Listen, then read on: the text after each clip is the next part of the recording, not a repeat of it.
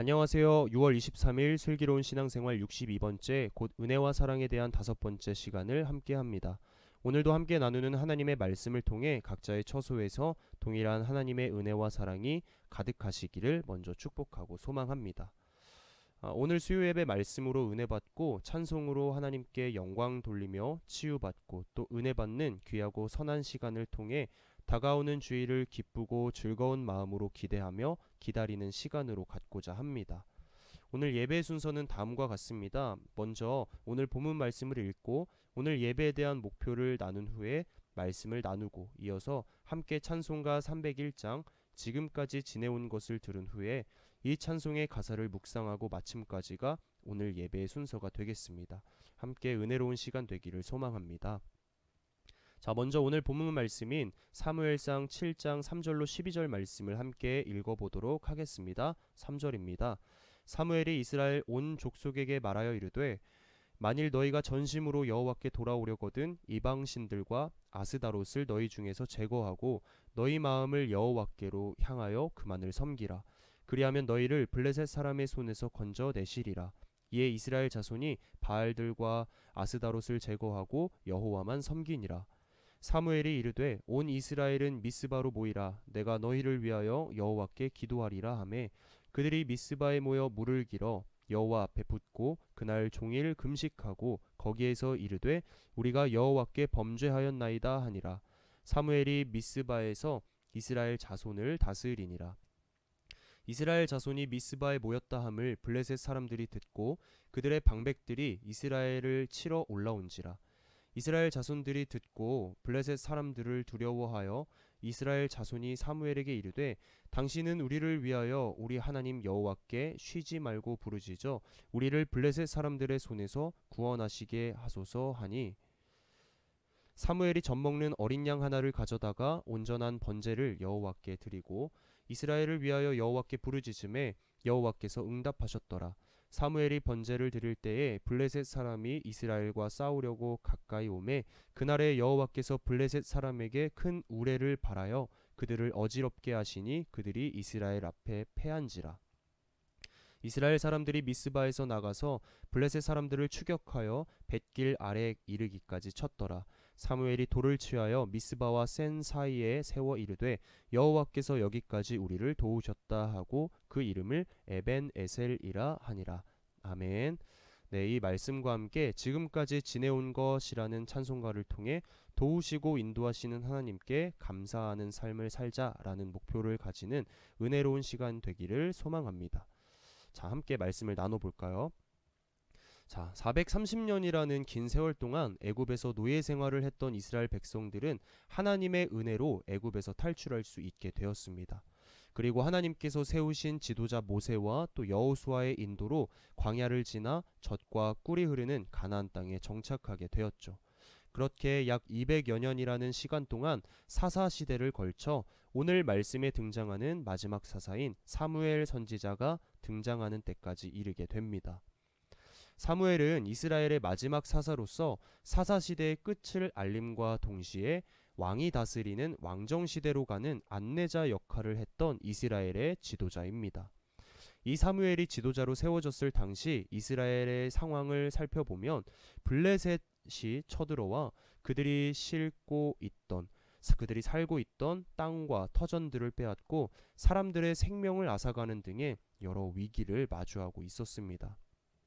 물론 이스라엘 민족은 블레셋에 대항하여 전쟁을 벌였지만 실은 결과는 참패였습니다. 이제 어떻게 이 위기를 극복해야 할지 인간적인 방법으로는 도저히 답이 나오지 않는 그런 상황이었죠. 이런 민족적 위기 가운데 지도자로 세워진 사무엘 선지자는 이스라엘 백성들을 미스바로 모이게 합니다. 이 미스바라는 지역은 이스라엘 민족에게 중요한 일이 있을 때마다 모였던 회의 장소 중에 하나입니다. 사무엘은 이곳에서 이스라엘 백성들이 직면한 민족적 위기를 해결할 방법을 알려주게 되죠. 오늘날 우리 역시 위기의 시대 또 위기의 상황을 경험하며 살고 있습니다. 코로나의 위기로부터 가정의 위기, 직장과 사업의 위기, 인생의 위기, 또 개개인과 공동체 간의 여러 가지 위기를 직면하며 이 위기 앞에 어찌해야 할지 몰라 늘 두려움 가운데 서 있죠. 당시 이스라엘 백성들이 블레셋에 의한 위기로 인해 두려움 가운데 있었던 것처럼 말입니다. 이러한 때에 우리는 역시 하나님의 말씀으로 극복하기 위해 교회에 나와 아주 간절히 예배 드리고 있습니다. 하나님의 말씀을 사모하며 나아가고 있죠. 오늘 본문에서 등장하는 이스라엘 민족 역시 사무엘 선지자가 선포한 하나님의 말씀을 통해 그 위기를 극복하고자 바로 이 미스바에 모이게 된 것이죠. 우리는 오늘 하나님이 사무엘 선지자를 통해 선포하게 하신 말씀으로 우리가 경험하는 인생의 여러 위기들을 극복할 수 있는 이 영적인 원리를 발견할 수가 있습니다. 위기의 시대를 살아가는 저와 여러분은 오늘 본문 말씀을 통해서 우리가 직면한 어려움을 이겨낼 수 있는 영적인 원리는 과연 무엇인지 살펴보는 시간을 가져보도록 하겠습니다. 첫 번째로 위기를 극복하기 위해서 우리는 먼저 하나님께로 돌아가야 합니다. 3절 말씀에 보면 사무엘이 이스라엘 온 족속에게 말하여 이르되 만일 너희가 전심으로 여호와께 돌아오려거든 이방신들과 아스다롯을 너희 중에서 제거하고 너희 마음을 여호와께로 향하여 그만을 섬기라. 그리하면 너희를 블레셋 사람의 손에서 건져내시리라 라고 기록되어 있습니다. 당시 이스라엘은 블레셋의 침략으로 고통을 당하고 있었습니다. 인간적인 생각으로 이방 나라에 의해서 고통을 당하고 있으니까 가장 먼저 준비해야 할 것은 국방을 튼튼히 하는 것이지 않겠습니까? 그런데 이러한 위기를 경험하고 있는 상황 가운데 사무엘 선지자는 엉뚱하게도 우상을 버리고 하나님께 돌아오라고 선포하게 되죠. 네, 맞습니다.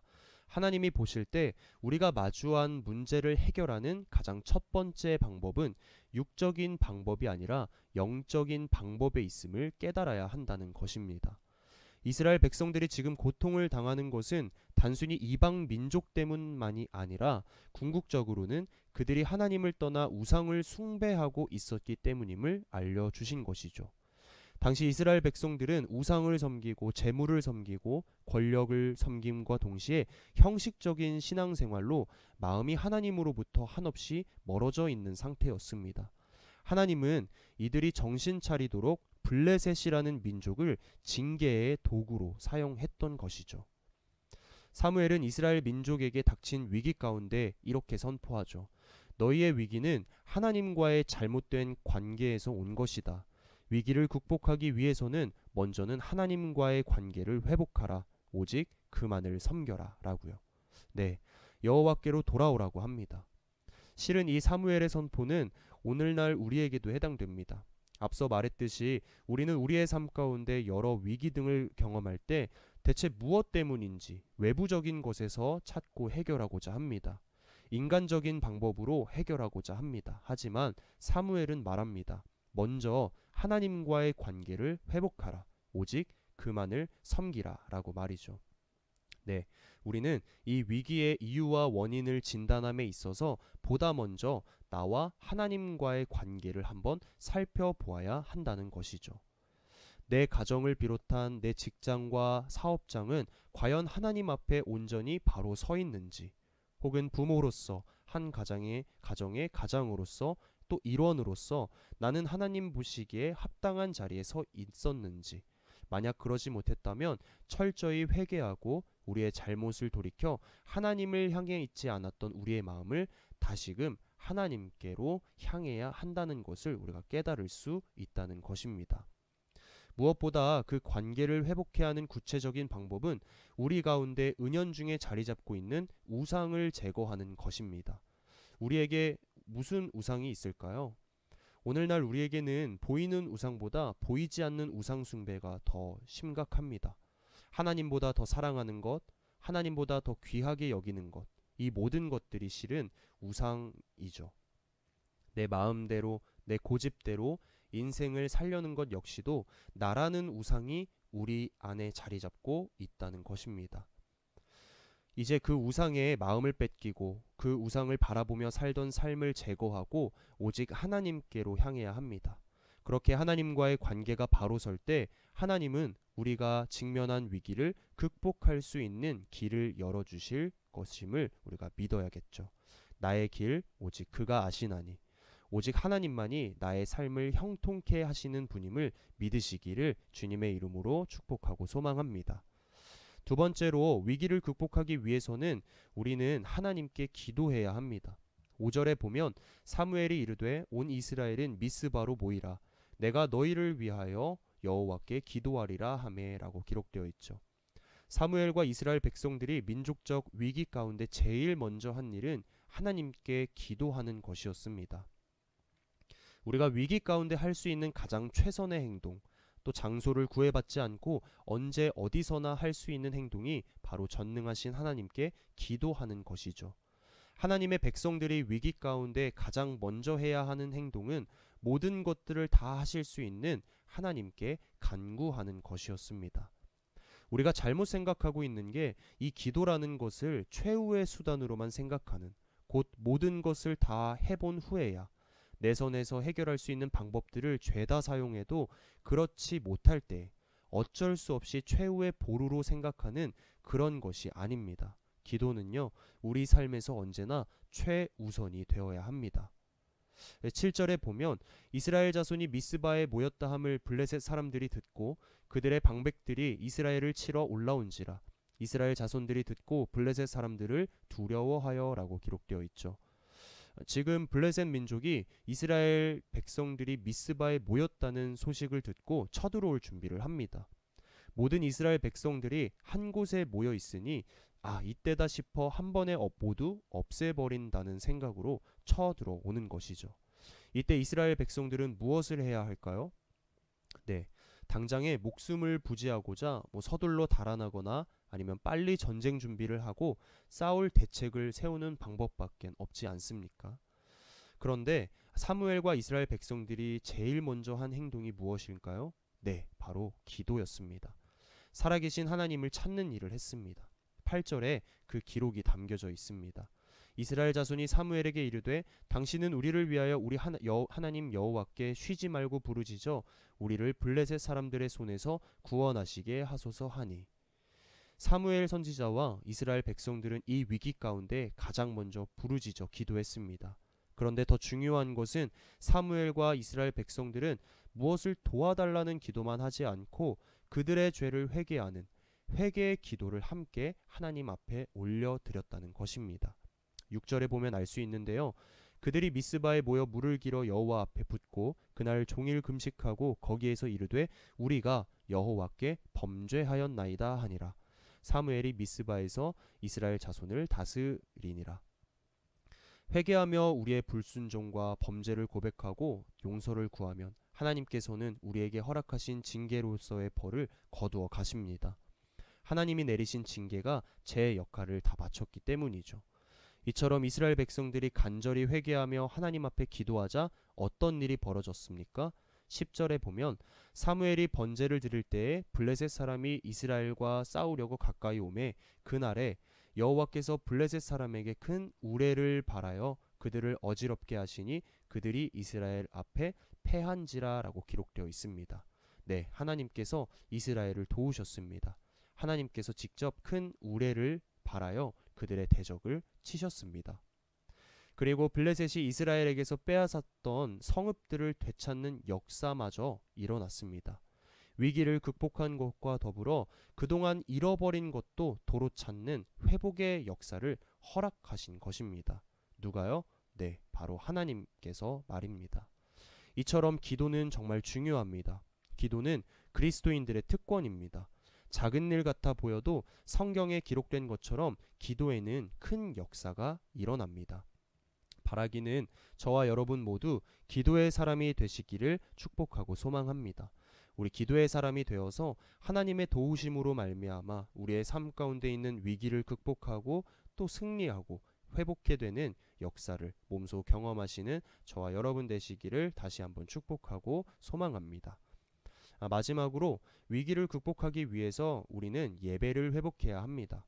본문 9절에 보면 사무엘이 젖먹는 어린 양 하나를 가져다가 온전한 번제를 여호와께 드리고 이스라엘을 위하여 여호와께 부르짖음에 여호와께서 응답하셨더라. 아멘.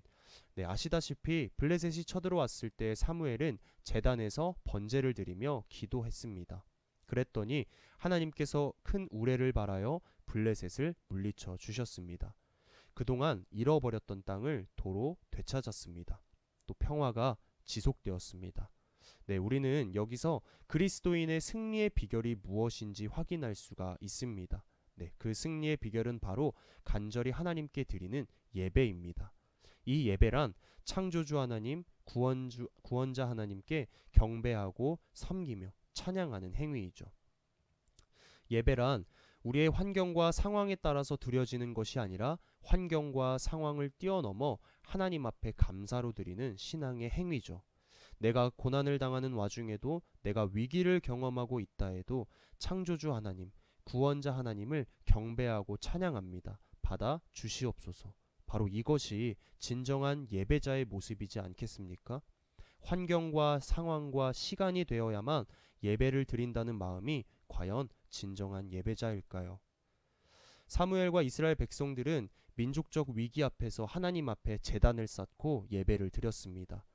지금 나라의 존망이 위태로운 그 시기에 창조주 하나님, 구원자 하나님을 경배하고 찬양하고 있습니다. 예배하는 자들을 하나님이 그들의 원수인 블레셋의 손에 넘어가게 가만히 놓아두셨을까요? 아니죠. 예배하는 자들, 곧 이스라엘 백성들을 구원하셨습니다. 그들이 승리할 수 있도록 도우셨습니다.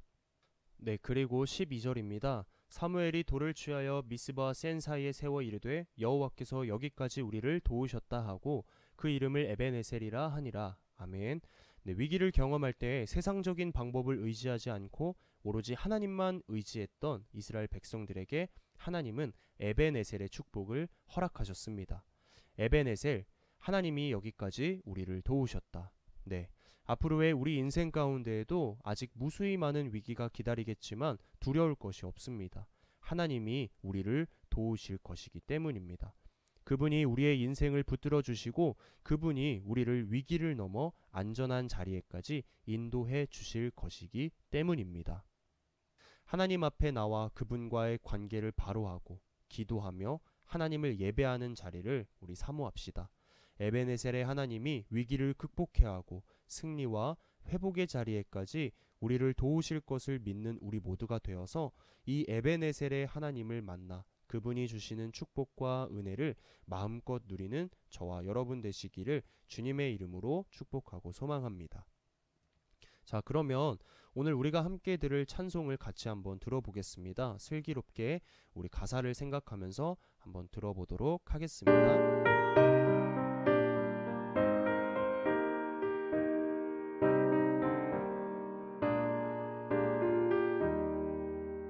지금까지 지내온 것 주의 크신 은혜라 한이 없는 주의 사랑 어찌 이루 말하랴 자나깨나 주의 손이 항상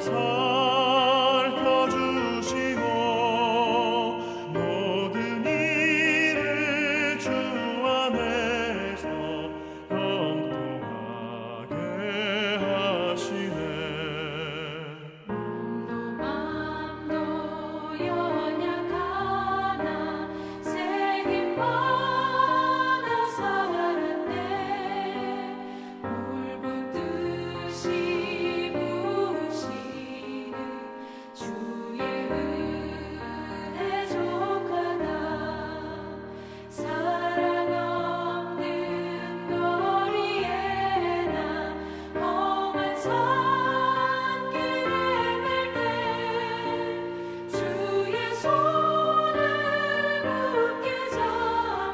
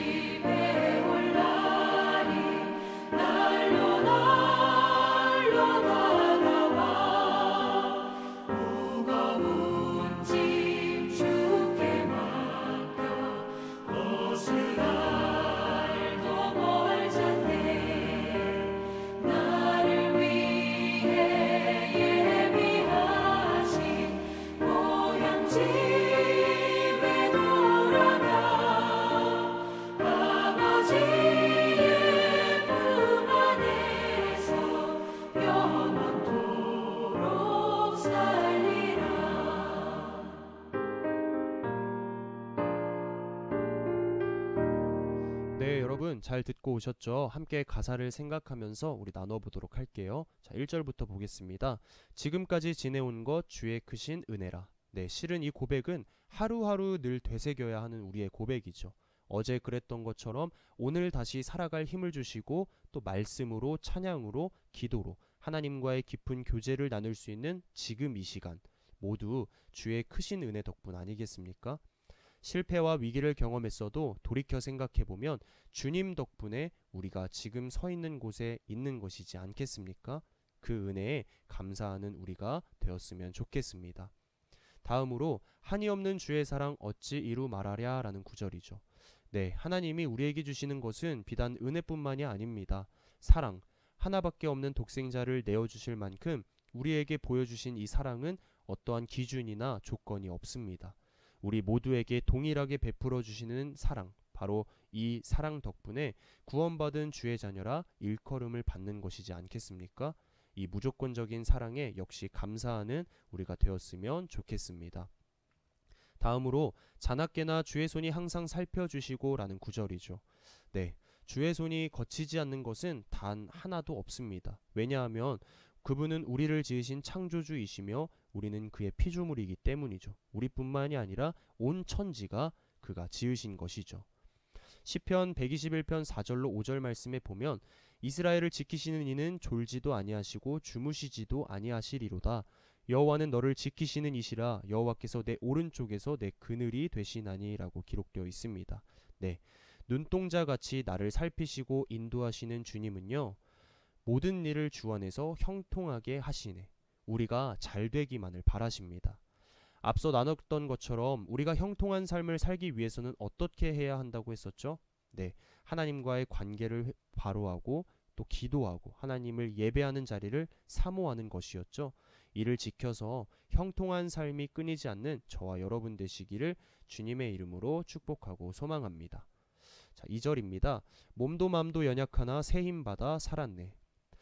평균 수명이 느렸다고는 하지만 아직 우리는 채 120년도 살지 못하는 아주 잠깐 왔다 가는 인생을 살아가고 있습니다. 연약합니다. 생각해보면 참 짧은 우리네 인생 가운데 영원한 하나님을 영접할 수 있는 이 믿음의 사람이 되었다는 것이 얼마나 큰 축복입니까? 이사야 40장 8절에 보면 풀은 마르고 꽃은 시드나 우리 하나님의 말씀은 영원히 서리라 하라 라고 기록되어 있습니다. 네, 영원한 말씀으로 우리가 살아갈 힘을 얻는다는 것 역시도 큰 축복이지 않겠습니까? 힘 주시는 하나님을 믿는다는 것이 참 복이라는 것을 다시금 깨달을 수가 있습니다. 자, 물 붓듯이 부으시는 주의 은혜 족하다. 그날 우리에게 살아갈 힘을 주시는 이 말씀의 은혜는요, 물 붓듯이 우리에게 차고 넘칩니다. 또 사랑 없는 거리에나 험한 산길 헤맬 때, 네, 때론 우리에게 비춰지는 모습이죠. 온갖 죄악이 난무하는 이 세상에서 도무지 어떻게 해야 할지 몰라 헤매이는 나 자신을 볼 때 그럼에도 불구하고 주의 손을 굳게 잡고 찬송하며 가리라. 우로나 좌로나 치우치지 말고 우리를 인도하시는 주님을 의지하며 나아가는 우리 모두가 되어야겠죠. 마태복음 7장 13절에 보면요, 좁은 문으로 들어가라. 멸망으로 인도하는 문은 크고 그 길이 넓어 그리로 들어가는 자가 많고 라고 기록되어 있습니다. 네, 세상을 살면서 세상의 것을 붙잡고 가는 것이 때론 쉬울지는 몰라도 그것이 나의 문제를 영원히 아주 해결해 줄 수는 없습니다. 오직 주의 손 굳게 잡고 가는 길만이 생명으로 인도하는 길이라는 것을 우리가 잊어서는 안 되겠죠. 3절입니다. 주님 다시 배울 날이 날로 다가와 무거운 짐 주께 맡겨 벗을 날도 멀잖네. 네, 아까도 나눴듯이 채 120년도 되지 않는 이 땅에서의 삶은 점점 우리가 줄어들고 있습니다. 이런 때에 나를 위해 예배하신 고향집에 돌아가 아버지의 품 안에서 영원토록 살리라는 고백이 그냥 남의 이야기가 아닌 나 자신의 이야기가 되어야 할 줄 믿으시기를 소망합니다. 우리의 고향은 또 우리의 본향은 주님을 영접한 순간부터 줄곧 하늘에 있습니다. 온갖 어려움과 위기들이 이 세상에서 참 끊이질 않았습니다. 혹 누군가는 지금도 겪고 있을지 모릅니다. 또 앞으로 겪게 될지도 모르고요. 하지만 우리에게는 산 소망이 있습니다. 다시 오실 주님과 함께 하늘나라 천국에서 영원토록 살아갈 소망이 우리에게 있습니다. 때문에 우리는 결국 승리합니다.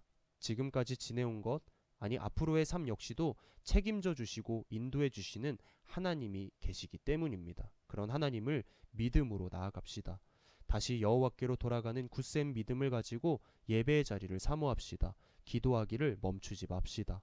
그래서 모든 것이 다 하나님의 은혜임을 깨닫는 복되고 복된 저와 여러분 되시기를 주님의 이름으로 축복하고 소망합니다. 네, 마치겠습니다. 오늘 우리는 본문 말씀인 사무엘상 7장 3절로 12절 말씀과 301장 지금까지 지내온 것이라는 찬송을 통해 하나님이 어떤 분이신지를 다시 한번 깨달았습니다. 오늘 우리에게 하나님은 어떤 분이실까요? 네, 하나님은 우리를 도우시고 인도하시는 하나님이십니다. 다시 여호와께로 돌아가야 합니다. 어려움과 위기 가운데서도 예배의 자리를 사모해야 합니다. 무엇보다 기도하며 나아가야 합니다. 그럴 수 있도록 하나님은 늘 우리를 도우시고 인도하십니다.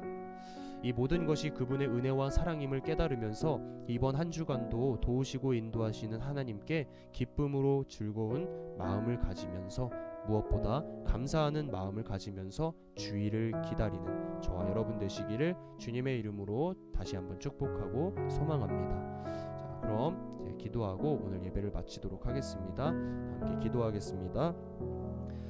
사랑과 은혜가 풍성하신 하나님, 오늘도 말씀으로 우리에게 다가오셔서 말씀으로 은혜 받고 또 찬양으로 치유받을 수 있도록 허락하심에 깊은 감사를 드립니다. 오늘 사무엘상 말씀과 찬송가 301장을 통해 우리를 도우시고 인도하시는 하나님임을 다시금 깨달았습니다. 온갖 어려움과 위기 가운데서도 그분과의 관계를 다시 회복하기 위해 예배의 자리를 사모할 수 있도록 인도하여 주시옵소서. 우리를 승리의 길로 인도하시는 그분과의 깊은 교제를 위한 기도가 끊이지 않도록 도와주시옵소서. 그래서 에베네셀, 하나님께서 여기까지 우리를 도우셨다는 이 고백이 우리의 고백이 될 수 있도록 임마누엘 하나님께 감사로 나아가는 대강교회 성도들 될 수 있도록 역사하여 주시옵소서. 오늘 말씀 잘 붙잡고 다가올 주일을 기뻐하며 기대하는 우리가 되기를 소망하며 감사드리며 주 예수 그리스도의 이름으로 간절히 기도드립니다. 아멘. 네, 감사합니다. 우리 다음 시간에 뵙도록 하겠습니다.